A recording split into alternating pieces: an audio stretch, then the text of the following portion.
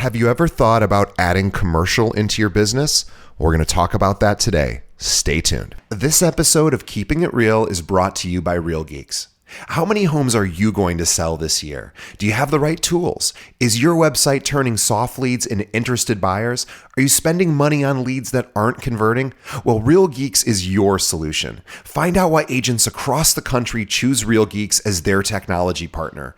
Real Geeks was created by an agent for agents. They pride themselves on delivering a sales and marketing solution so that you can easily generate more business. Their agent websites are fast and built for lead conversion with a smooth search experience for your visitors. Real Geeks also includes an easy-to-use agent CRM. So once a lead signs up on your website, you can track their interest and have great follow-up conversations. Real Geeks is loaded with a ton of marketing tools to nurture your leads and increase brand awareness. Visit realgeeks.com/keepingitrealpod and find out why realtors come to Real Geeks to generate more business. Again, visit realgeeks.com/keepingitrealpod. And now, on to our show.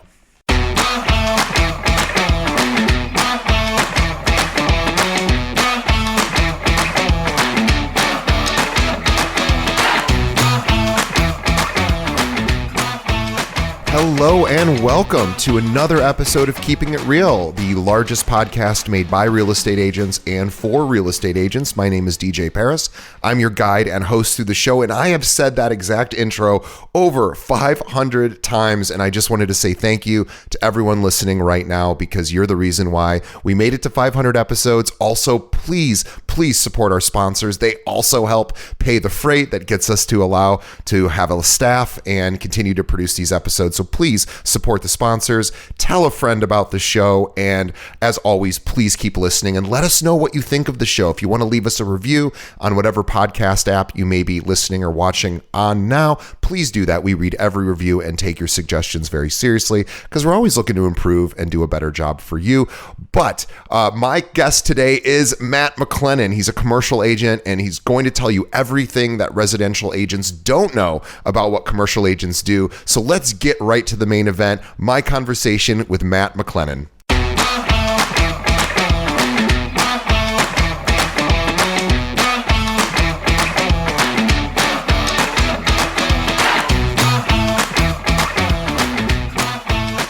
Today on the show, our guest is Matt McClennan with Kidder Matthews in the Puget Sound area of Washington State. Let me tell you more about Matt. Matt McClennan specializes in industrial leasing and sales in South King and Pierce counties in Washington. Since joining Kidder Matthews, Matt has facilitated, this is incredible, over 2.5 million square feet of sale and lease transactions with total consideration exceeding $250 million. He received Kidder Matthews Big Hitter Award in 2021 and 2022, a coveted recognition given to the company's top annual producers. We are going to have a link to Matt's page on kidder.com, which is for Kidder Matthews. And also, please follow him on LinkedIn, Matt McClennan. We will have a link directly to his LinkedIn profile, and you can see what he is all about there. But Matt, welcome to the show. So excited to have you. Thank you for having me. I'm excited to be here. You have a great show here. I've been a longtime follower, so I feel honored to be able to get on.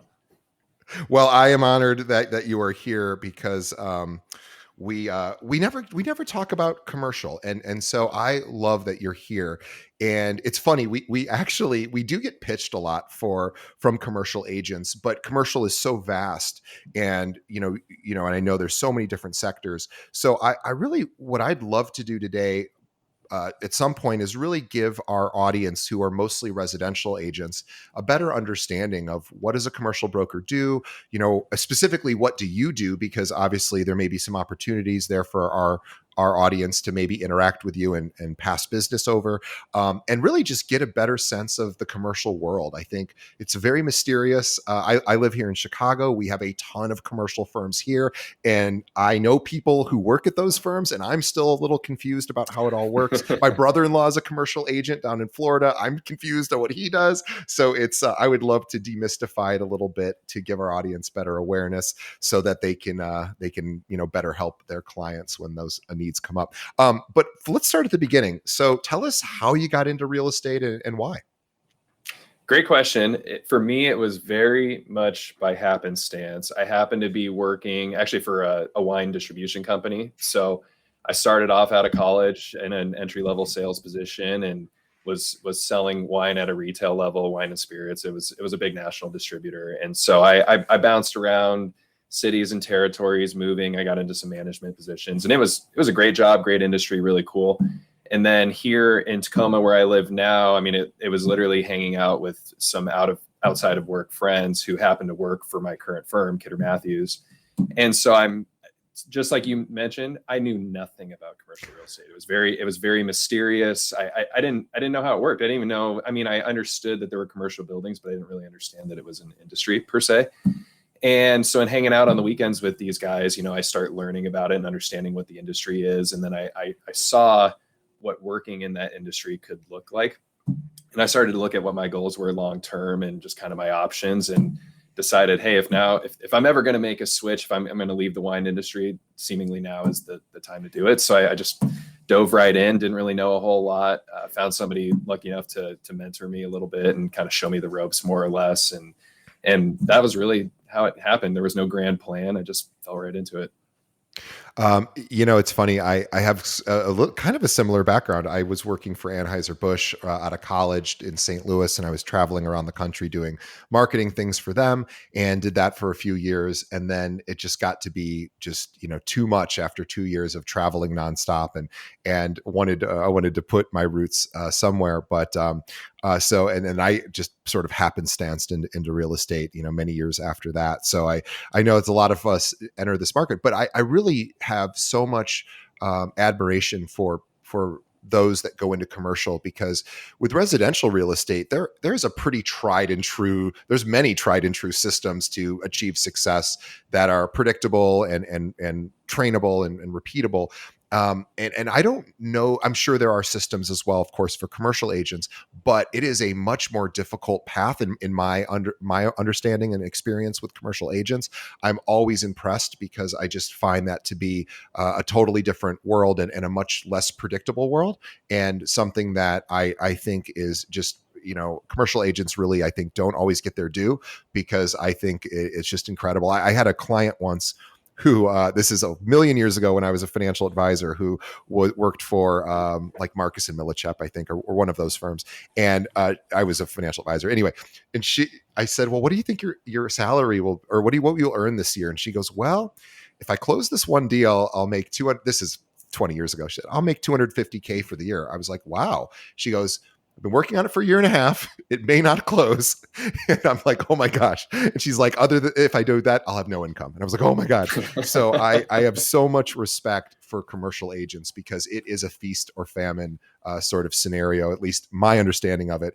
But tell us about how you got in, meaning once you got in, how did you think about growing your business? Or maybe better yet, how did you determine where you wanted to specialize? Because obviously there's a lot of different sectors for commercial. Yeah. So what you characterized, I'd argue, is very accurate. I'm very familiar with the residential market. I track it pretty closely, purely out of curiosity for the most part, but it also has some relation to what I do. But I'll be the first to admit, I don't try to go buy and sell houses. Anytime my clients ask me to sell their house, I send them to my buddy who's a residential agent. He helped me buy my house. I mean, I could have done that contract legally, but they're different. They're very different. So that's, by the way, I'm interrupting for just a second. Do you hear that, everyone? He refers his clients to residential agents and vice versa. So let's make sure we all have a Matt in our network. I'm sorry, Matt, go ahead. No, you're fine. I think that's really important, because they are so different. And at the end of the day, as agents, whether we're commercial or residential, our purpose is to serve our clients. And if you're not an expert in what you're doing, how can you properly serve the client? That's something I believe pretty firmly in. So, going back to what you're saying, though, I mean, commercial is so broad. I look at, just comparing again to residential, it's buying and selling homes for the most part, right? And that's not to oversimplify it, but that is inherently what it is, right? Commercial, I mean, you have hotels and lodging, general commercial space, retail buildings, multifamily buildings, office buildings, industrial buildings, outside land and agricultural deal. I mean, it's vast, right? And that's a mystery to a lot of people is how does that work? How do different product types work together with each other? For me personally, I work in the Seattle market, and we're by all measures a large market. So picking a niche is really important. That was kind of one of your questions is how did I decide to specialize in what I do? And I get categorized as an industrial broker because I work on industrial buildings. So think Amazon distribution centers, Boeing aerospace manufacturing plants, and really everything in between those two. Any warehouse type building is really my forte. And then within there, leasing, sales, ground up development of those buildings, investment transactions related to fully leased stabilized assets for people who want to buy a cash flow, right? So for me, when I got into this, I mentioned that I completely fell into it, and I didn't really know where to start, but I kind of was just reading the tea leaves. And this was back in 2017. That's when I got into the industry. And this Amazon thing was already well underway, right? And I thought, these goods being stored in warehouses, getting shipped to people's doors, e-commerce doesn't really seem to be going away, and it's probably going to keep growing. So if I can get into that space on the building side of things, that makes a lot of sense. So again, I kind of just took a leap of faith. I didn't think about it that much, if I'm being honest. I probably should have done my homework a little bit harder, but obviously it seems like it's been a good decision. I don't regret it at all. So, and then fast forward, here I am 7 years later and still making it work. Well, let's talk about your sector because, I am barely above the level of ignorant in industrial, but from the few people I know in industrial, they say that it is a booming sector currently, compared to other sectors like obviously office space has changed, and so and with distribution centers, like you were saying, everyone's shipping overnight these days, or 2-day shipping, and so there are these centers. So yeah, I don't think. I don't think we're going backwards in that distribution method. And Amazon just gets its hooks into you, and then it becomes that's my go-to. And so of course they need big centers. So is that the case that industrial is actually doing quite well right now? It's doing quite well. I think if you look across and similar to residential, the commercial market's slowing down for sure. And it really is all tied to this interest rate rise. There's other macroeconomic factors that are having their impacts. For example, the work from home, that whole deal going on is having a huge impact on office space, has been having a huge impact. But then you look at the interest rate environment. I mean, there's things pulling the commercial market down in general, but industrial specifically has been incredibly resilient. And I think the reason being, if you go back to the Great Recession and when we were coming out of that and really things started to pick up kind of in 13, 14, 15 era, that's when our industrial market, specific to Seattle and a lot of the core markets, which typically are like the West Coast markets, the East Coast markets, port-centric markets, that's a big one for industrial real estate. Sure. And all those markets started to take off in 15 and 16, and we kind of had this steady rise. And then 17, 18, 19, I mean, the curve really started to inflect and things got crazy hot. Pandemic hit, everyone panicked, went right back down. About 5 minutes after the pandemic hit, everyone realized, oh man, everything has got to get delivered to our house. We can't go out anywhere. We can't do anything. So as quickly as it dropped, it absolutely skyrocketed. I mean, it was unbelievable. Nobody saw it coming until it actually got underway. So about 3 months into the pandemic, I remember June, from about March to June when everything was shut down, everybody, including myself, was like, what do we do? I don't know. I couldn't figure it out. And then by June, I mean, everything in our market was pretty much just full ramp. And I mean, we ran on rocket fuel all the way up to the moon. And we hung out there literally until that first interest rate hike in early 22. And then that's when it was like, all right, we need to leave the moon. Let's come back down to earth. And so all things considered, the market's actually very healthy. The metrics are pointing in any given direction depending on the day, but it's been a good, resilient sector of the commercial market. It seems like it's going to continue in that direction with some ebbing and flowing, I anticipate. Yeah, I had a friend. I have a friend who works at Kellogg in up in Michigan, I think it's Battle Creek. Anyway, it doesn't matter. But he was up there, and during the pandemic, same sort of thing. As soon as the pandemic hit, again, they were nervous. What's going to happen to? In this case, they do a lot of breakfast stuff, and turned out that. Their sales just went through the roof, and so they were like, go, go, go, and all systems, like you said, to the moon. And then they had to start pulling back at once reality started normalizing. But it was an incredible run for some providers during that time. So when it comes to working for so you are contracted by companies who are looking to expand or maybe move or open new centers.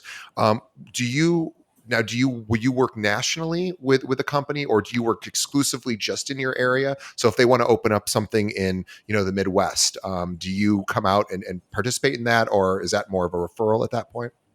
Great question. The simple answer is yes, I do work on a national basis. I have several clients that oftentimes, just given my reach and my network, I work with a lot of Washington-based companies, but a lot of those businesses then do business all over the country. And so for me, Kidder Matthews, my firm specifically, we're a West Coast based firm. We have 20 offices up and down the coast in 5 states. But I participate in several networking organizations, have strong broker relationships that I co-broker with in other markets. So if one of my clients called tomorrow and said, I need help in Battleground, Michigan, then I call my contact there. Typically, we would work it on some kind of probably co-broker agreement, or I might just refer the deal out to them if it makes more sense to do it in that fashion, case by case basis. But yeah, really, I mean, use your 80-20 rule. 80% of my business I probably do here in Washington State specifically, but then about 20% I might go elsewhere out of state, wherever my client needs help. I mean, that's kind of what drives that conversation. Yeah, and your clients are ideally clients that stick around and grow with you and continue to use you, and so maintaining that relationship is obviously is the one of the most important parts of your business, and that really isn't as critical for residential agents, even though residential agents certainly want to work by referral and certainly want their clients telling all their friends to use them. But the commercial world's a little different. You really have to be a relationship manager over time to maintain those relationships. And I'm curious, I bet our listeners who are mostly residential could learn maybe from you about maintaining those relationships. Obviously, when you're doing a transaction or you're working with a client on a particular project, of course, I know you're doing a great job there. How do you think about it in between projects? Are you still staying on top of what's going on with the client? How do you maintain that visibility maybe in between deals with them? Yeah, great question. So you asked, who are my typical clients? It's anywhere from a small mom and pop business up to an Amazon, right? And huge Fortune 500 company with a massive commercial real estate footprint for their operating portfolio. And so I actually, I bet you know this and I don't, is I don't know what the average transaction period is for residential real estate. Somebody buys a home on average I would bet it's over 10 years, or maybe it's 5, whatever it is, right? 7 to 10 years. Yeah. Yeah, there you go. So if you look at it, keep in mind on commercial, my clients are businesses. And so businesses constantly, I mean, some businesses are steady Eddie, but a lot of them fluctuate with the marketplace and what's going on in the greater economy. So on any given day, they might need more space. They might need less space. They might need to expand to a new location, whether that's in state or out of state. So staying in front of them and maintaining that relationship is really, it's paramount, because they make decisions a lot more often. Now, I'll tell you candidly, like that example you gave of your friend 20 years ago, my transaction time, I mean, I'll be often working on transactions for 2, 3, 4, 5 years before I see a payday. This is kind of how it goes. Yeah. So you got to keep your pipeline full and make sure that you manage that accordingly so that you can learn how to survive, right? But to your question, I mean, staying in front of them, what do businesses care about? What's going on in the economic environment? What are their competitors doing? What's going on in the neighborhood and the cities and the markets that they're operating, right? So that they can make informed decisions. Because most of the time, these business owners, they are experts on their business. They're not experts on their real estate. And that's why they hire us to help them with that component, rightfully so. So I see it as my job and my duty to just keep them apprised on anything that's relevant to them.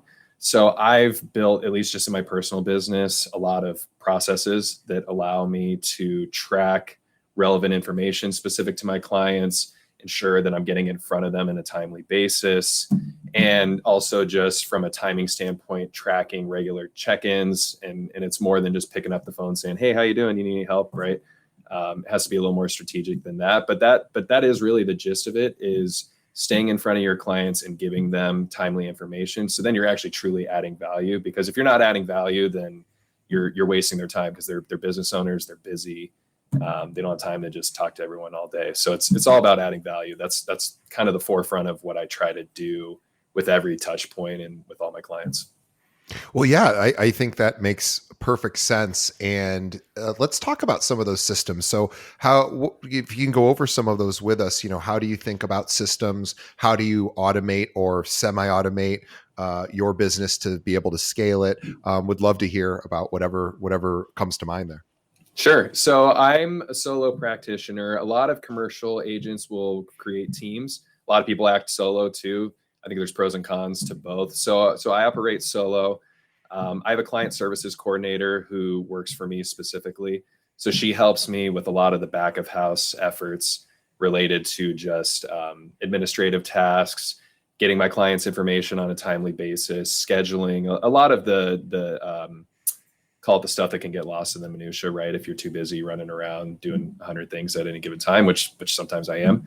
So I think that's really important. But I think what's more important is, I remember when I got into this business, one of my mentors said to me, "Matt, figure out what you're good at and figure out what you're not good at. And anything that you're not good at, go partner with the people who are good at that. Partner, right? Don't try to do everything yourself. Pay vendors, pay people to do what you're not good at. If it's a brokerage assignment that you're not an expert in, go partner with that person and share your commission. Half your commission is well worth getting the job done and getting it done right." So that's always resonated with me. So I think I take a little bit of a different approach than a lot of brokers, because as agents, I mean, we're only as good as our next commission, right? And so to a certain degree, I think a lot of us, and I've been guilty of this at times too, I'm not perfect, but you're hesitant to spend money on systems and paying experts and anything, right? And I've tried to take more, especially in recent years, the opposite approach of build my business by recruiting and getting all the systems in place. So, what does that really truly look like? I mean, these days there's a million software systems out there that can help you with deal flow and contact management, CRMs, automating processes. I mean, you name it. I could go into way too deep of a dive on that. These days, the big conversation, of course, is AI, which I'm certainly not the expert on AI, but I firmly believe that it is going to have a massive impact both on commercial and residential real estate. It already is. It's already happening behind the scenes, and a lot of people don't realize that. But that's going to be a big one. But to sum it up pretty simply, it's just figure out what your processes are and figure out, you can't always automate them, but you can at least organize and streamline them so that when you're working on 10, 20, 30, whatever it is, transactions at a time, things don't get lost in the mud, right? I mean, you can stay organized and really, I mean, if you think about what makes a client unhappy, it's usually when something slips through the cracks or a mistake is made or a deadline is missed. If you can build your system and come up with a process that works for you, great. Everybody does it differently. You got to figure out what works for you. Yeah, agreed. I was thinking, being that you have business owners as clients, everything from small to enterprise level, and that one of the ways that came to my mind, and this is such, you mentioned LinkedIn, and I was like, oh, it's interesting. LinkedIn is the primary place where Matt, puts his social media effort. And I went, oh, now of course it is, because it's a business setting. It seems like, you could probably do some fun things on Instagram too.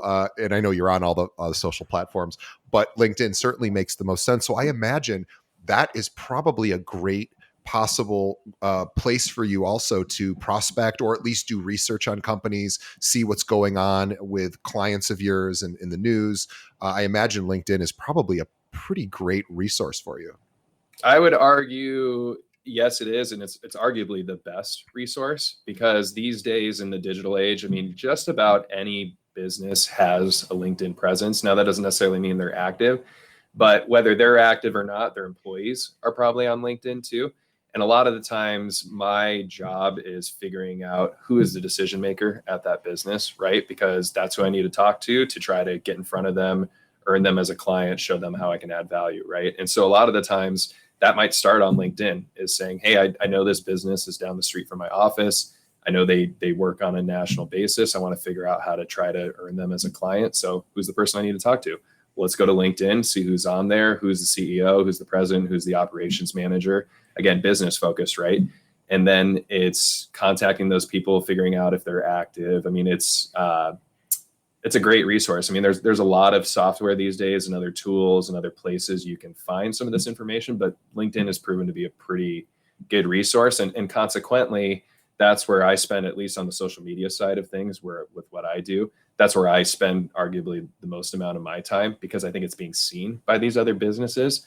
And then probably if I'm not using my clients as the primary source of my business, the other primary source of my business is other out-of-state commercial brokers, residential brokers referring their clients to me when they need commercial help.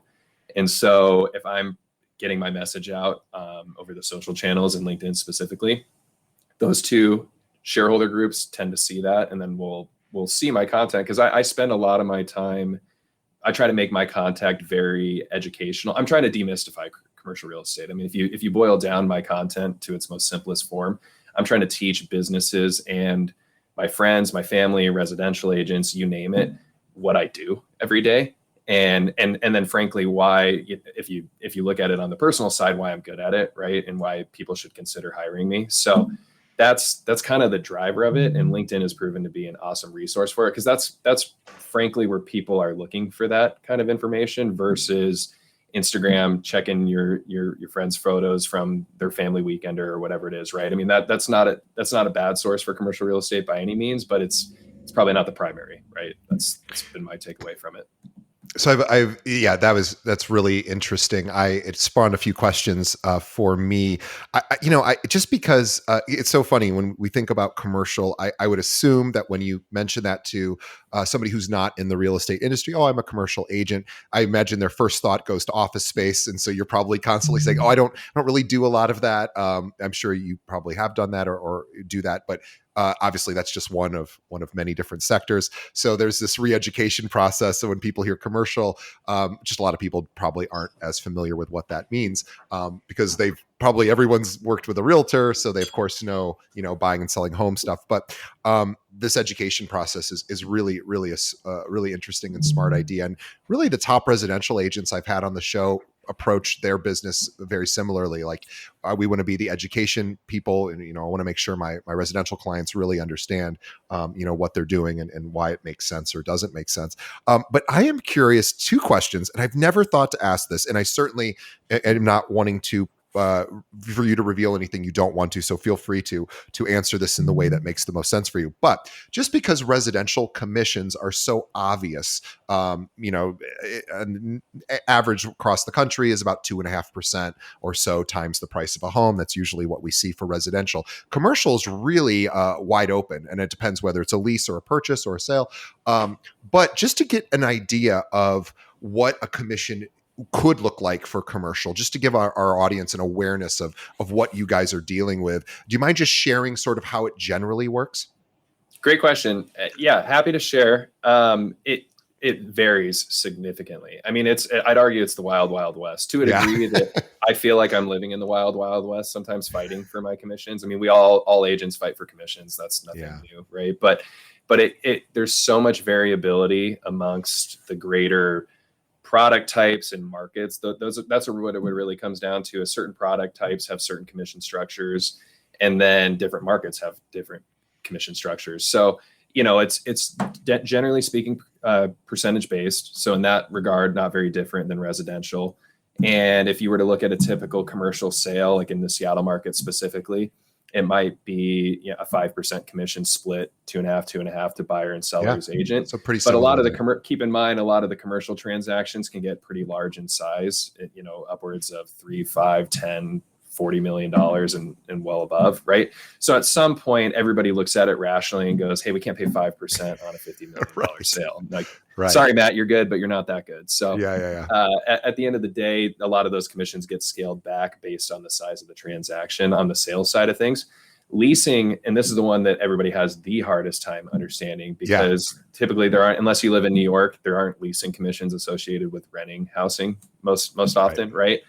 And so, but on the leasing side of things, and I do a lot of leasing, is it's typically percentage based, and it's also calculated on the book value of the lease. So if I'm a business and I sign a lease for 5 years and I agree to pay this much rent per month, and let's say my rent goes up 4% every year to keep up with inflation, everything else going out. Well, I can run that calculation out of what are those 5 years of total lease payments going to be for that landlord that they're going to collect. And then depending on where you go, the leasing commission could vary a little bit, but there's usually a percentage assigned to that.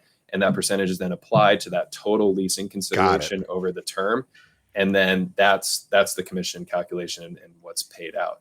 So again, I mean, a lot of times it's this kind of plus or minus 5% number, and then that may or may not get split between multiple agents if there's multiple agents involved. But that's, in its most simple sense, that's kind of how it's done. And then, like I mentioned, it just kind of varies market to market, product type to product type, variable. Now, if it's a 10-year lease, and you've getting a percentage on the entire 10 years of payments, is that, and again, I imagine being the Wild West, it could be structured any which way, but is it more often where you get it all when they move in, or is it split up year to year just in case, the business goes belly up at some point? I'm not as familiar with how often you're paid on something like that. I probably get that question more often than any other when it comes to figuring out long-term lease commissions, right? Because what if the business I put in goes belly up 1 year into a 10-year lease, right? The answer to the question is they are typically all paid up front, which creates a lot of heartburn for a lot of the landlords because they don't, you're taking a risk, right? But I think the way to look at it is if you're a landlord of real estate, looking at it on investment purposes, you own an investment. Every investment is risky. I don't care if you're investing in real estate or stocks or bonds or whatever it is, right? So you have to weight your risk, right? And part of that requires you and hopefully your trusted broker to look at the lease term that you're getting ready to sign, the tenant's business, what their viability is. I mean, we do a very deep dive into company financial statements and multiple years of history on what their revenues and their incomes and profits and everything look like, because you got to feel comfortable that if you're going to sign a 10-year agreement with this group, that they're going to pay rent for the next 10 years. Well, otherwise, and also your reputations, if you're representing the tenant, then obviously you want them to succeed as well, because you want that a future business. So yeah. Totally. So, and it varies. It's a total, again, case to case basis. A lot of times I get paid up front. Sometimes I agree to take payments over time. Usually it depends on the sophistication of the landlord. So our market, a lot of the times I work with large publicly traded REITs, pension funds, life insurance companies that own pretty large scale real estate and might be based on Wall Street. I mean, they have massive pocketbooks. So for them to pay a full commission up front on a 10-year lease, they see the value in doing that to get the deal and get it all done and make me happy, make everyone else happy and get it done, right? But if you're a mom and pop who relies on this income stream, this is the one commercial building you own, maybe you're already retired and this is what funds your retirement, right?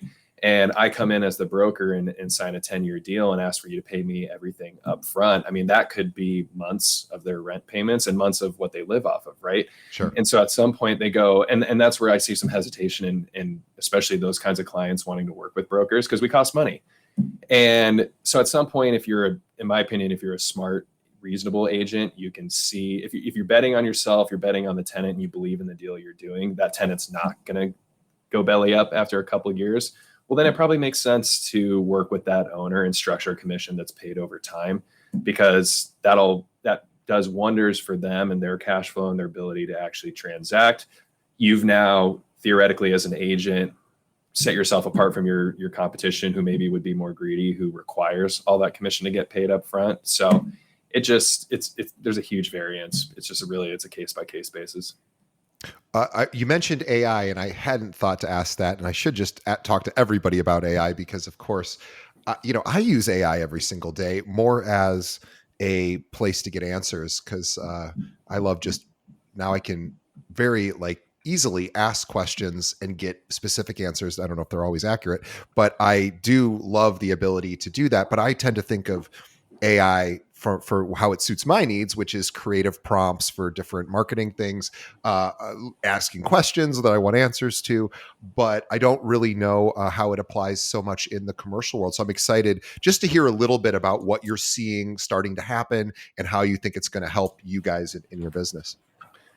I believe from a residential and a commercial real estate standpoint, we've barely scratched the surface with AI, but so much more of it is happening in the background than any of us realize. I was just at a conference actually in Chicago 2 weeks ago for SIOR, which is Society of Industrial and Office Realtors. And so we had a couple speakers there, a couple industry experts, and the hot topic was AI, which is nothing new. I mean, it's been a buzzword for a while now, right?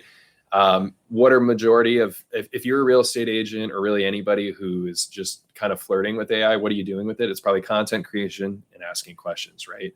But the capabilities of it, from what I've been able to at least delve in and discover to date, is so much data analytics, data interpretation, predictive models, and really also, I mean, a lot of real estate oriented tasks. I mean, they ran out an example that I saw that basically from start to finish, a AI sold a real estate property.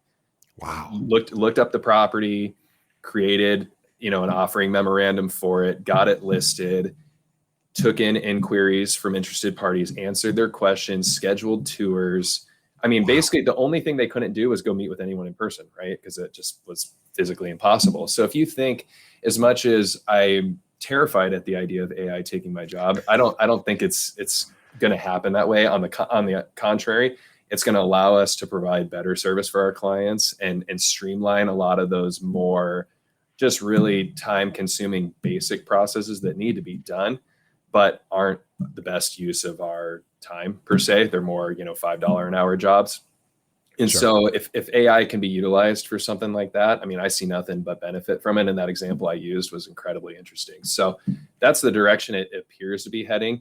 A lot of at that same conference I was just talking about, I mean, the big mantra that was being preached is that if you can't figure out how to adopt this into your business in some way, shape, or form, your competition is going to start crushing you tomorrow. So that was kind of my wake up call. I've been playing with it a little bit, and now I'm going, wow, I need to figure out how to really deep dive analyze this and get it in my business every day. Yeah, I see a lot of opportunity for commercial where just feeding it the data that you want to analyze and interpret, used to be a lot more behind lock and key. Certainly organizations like CoStar LoopNet, have a tremendous amount of data. And while they have had a stranglehold, and I love CoStar LoopNet, but they've had a very good run, and without very many competitors. I know Crexy is a competitor, and there's probably a few others.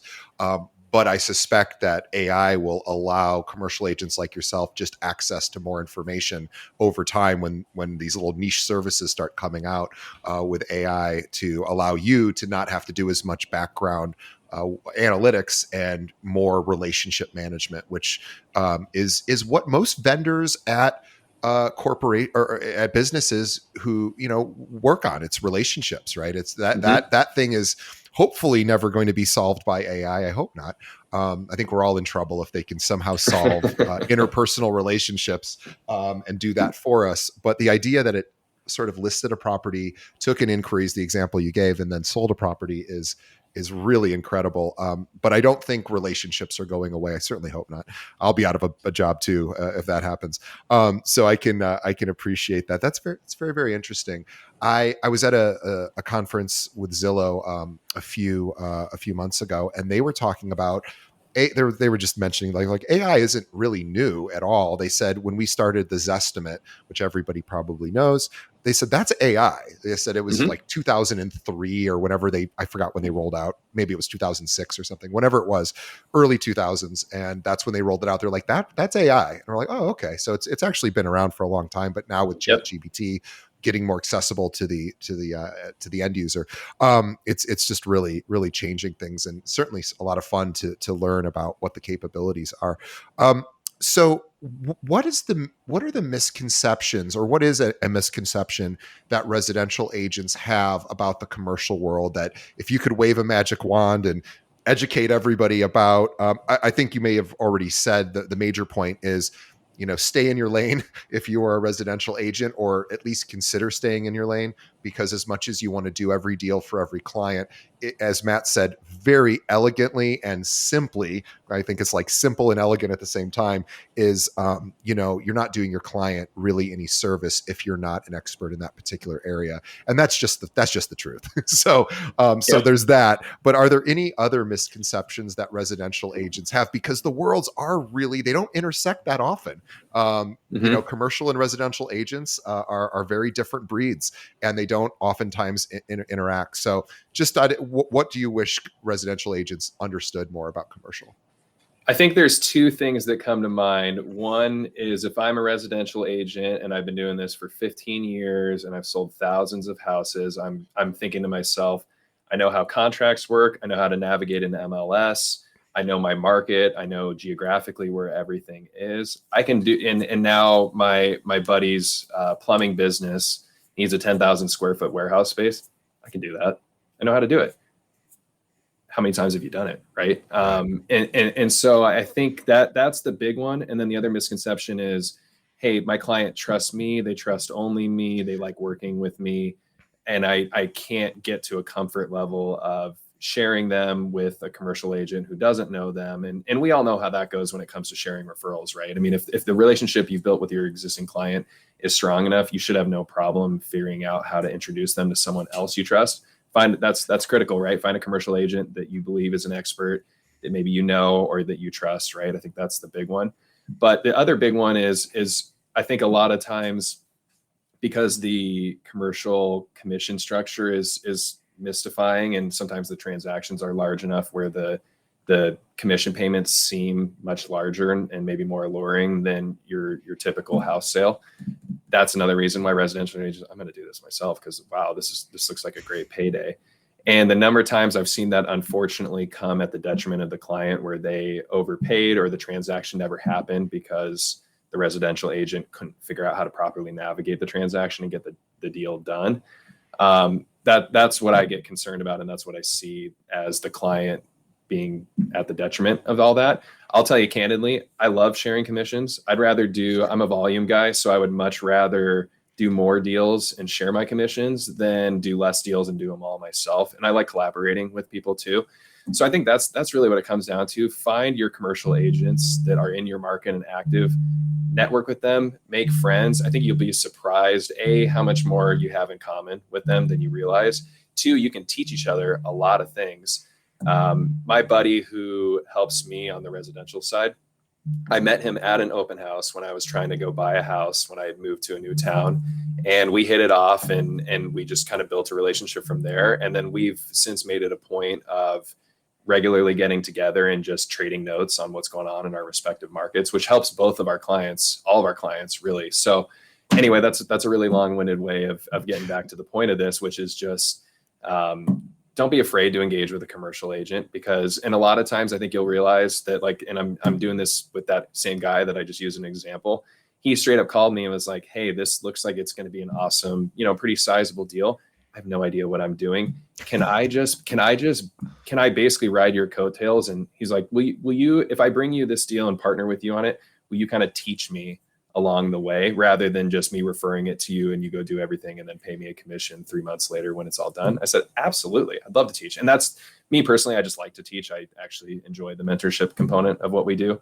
But that's a big opportunity for residential agents. If you have any interest in commercial and don't even know where to begin, refer that deal out. And as a condition of referring it out, ask to be a part of the entire deal and get taught.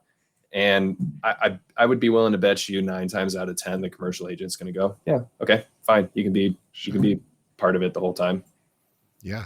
That is a really great suggestion. And I was just going back to one point that you were making that happens, I'm sure, a lot, like you were saying with a residential agent has this relationship with a client who maybe is a business owner, so they help them on the residential side, and now all of a sudden there's this commercial opportunity, and they go, well, the client knows me, likes me, trusts me, they don't know you, they want me to do this deal.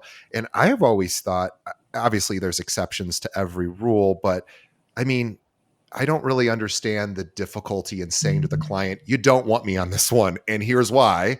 I love you. I would love to do this. You're my favorite client, and I'm not the right guy for this, but I got the right guy for this, and I'm going to bring him in. We're going to get you comfortable with him. I'm going to be on the deal. I'm going to be, watching it, overseeing it, however, whatever language you want to use. Yeah, I'm always shocked when I hear people say those kind of things. I'm like, what kind of relationship do you have with this client if you can't tell them the truth? And if you can't tell them the truth, say that all the time. All the time. I probably more often than I should say, I am not the guy for this job. Thank you for wanting to hire me. I am not the guy for this job. And I tell this to my clients. I tell this to my friends. I tell this to my family, literally anyone within my network. What I know my market area really well. I know real estate really well. And part of my job is being very visible and present in my community. So I know business owners. I know what's going on, right? But I'm not always the right person for the job. But one thing that I try to tell everyone within my network is if you have a question on anything of who do I go for this, who's a good plumber for my house, who can sell my house, where do I move my business, what's a good rental car company in the area? I mean, I'm joking, but I'm dead serious as far as how deep some of this goes. I say, just call me, because I'd be willing to bet you 9 times out of 10, if not more, that I can point you in the right direction. I'll either tell you, yeah, I'd love to work with you on that. I'm the guy to help you, or I'm not the right guy. But these guys that share this wall with me, they're the downtown office brokers. You want to go lease an office for your law firm, they're the guys to call. And I'll make an introduction. They'll work 10x harder because I have a good working relationship with them. So if I make the introduction for you, they're going to move mountains because they want to make me happy. I mean, it's truly a win-win. But that's really what it comes down to, is find your expert, and then don't try to go on Google and, how do I do this, or where do I find this person? Save yourself the time and effort and just call me. I mean, that's I consider that part of my job. So yeah, it's a really important thing for all of our audience to hear. So if there was anyone in our audience that has opportunities for you, maybe in your local area in Washington or elsewhere in the country, what's the best way that someone should reach out to you to say, hey, I have this opportunity. I'm not sure if it would fit with what you do, but wanted to run it by you. And by the way, Matt knows lots of people in lots of different sectors in the commercial world. Matt can certainly find the right place for you if it's not him. As he said, he turns down a lot of business because he feels like it's better to refer something that he's not an expert in. But what is the best way someone should reach out to you if they have an opportunity? Simply put, email and phone. And so I may be opening the floodgates a little bit on this one, but I'm sure you'll have my website and the notes and everything like that. But if you go to kidder.com or search Matt McLennan, Kidder Matthews, you'll find my page. All my contact info, phone and email is public. And seriously, please call, email me. Like I mentioned, one of the things I actually truly probably enjoy most about this business is demystifying it, educating, mentorship. And so I don't care if you're selling houses in Cincinnati, Ohio, and you're curious about how Boeing builds airplanes in Washington and just what does a manufacturing center work, call me, email me. I'm happy to donate some of my time to just do exactly that, because I think it said guy in Cincinnati who is interested in the Seattle market, who knows, maybe moves out here one day. And I mean, you get where I'm going with this is also the whole yeah, go ahead. Yeah, Cincinnati is a great example because I went to college near there, and Procter and Gamble is there. So that's a great example of somebody in Cincinnati might still have an opportunity to work with Matt, because of course P&G is they're everywhere in the world, and there are these. I'm from Peoria, Illinois. Caterpillar is there, right? They have factories all over, not just factories but industrial, all sorts of obviously real estate needs, and so this is a real opportunity, guys. So even if your business isn't in the Pacific Northwest,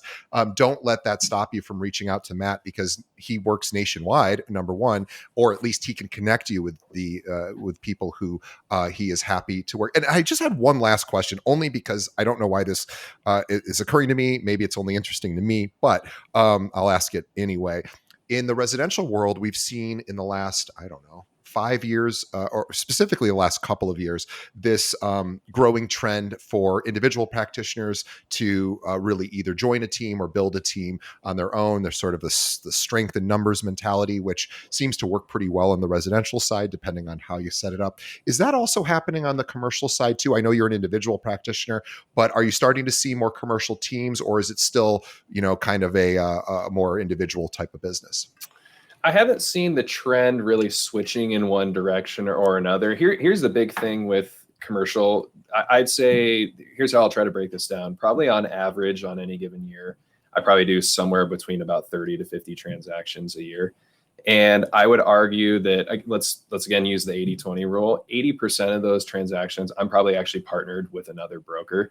So while Sure. I don't have a defined team, the McLennan Anderson team, the McLennan Smith team, or whatever, right? I mean, as far as people that I'm jointly partnered with on every transaction that I work on, a lot of the times I'm reaching out, depending on the assignment, depending on the geographic location, especially if it's out of state, right?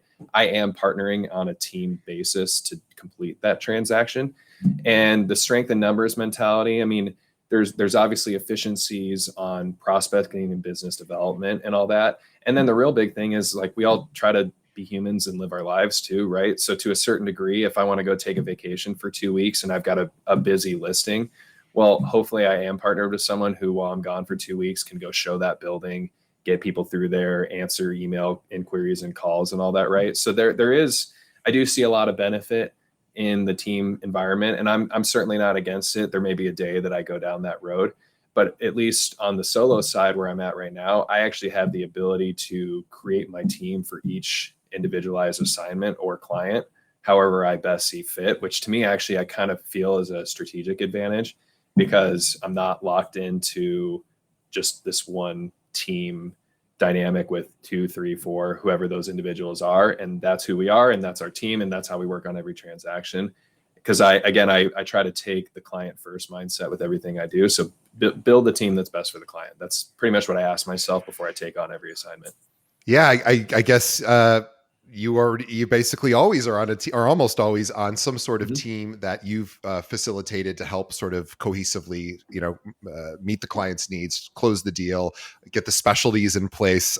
So yeah, that makes perfect sense. I probably should have thought of that, but that makes perfect sense. So, Matt, this has been really incredible. By the way, I'm just going to reiterate what Matt said at the very beginning: is he chose a residential agent for his own property when he was buying a home. So, guys, these are not people to fear. They're not looking to take your deals away, but they're also encouraging you to not necessarily jump into an area where you've not done it before. At the very least, certainly partner up with somebody who's done it before. I know 2 industrial agents here in Chicago, and they love it when residential agents attempt those, because they almost always fail. There's almost always a screw up, and they come running to the commercial agent down the road anyway, and they learn their lesson, hopefully. But it is certainly something that, again, the stay in your lane thing is a good idea for most of us. So Matt has connections to all different sorts of sectors. Certainly in the industrial space, he knows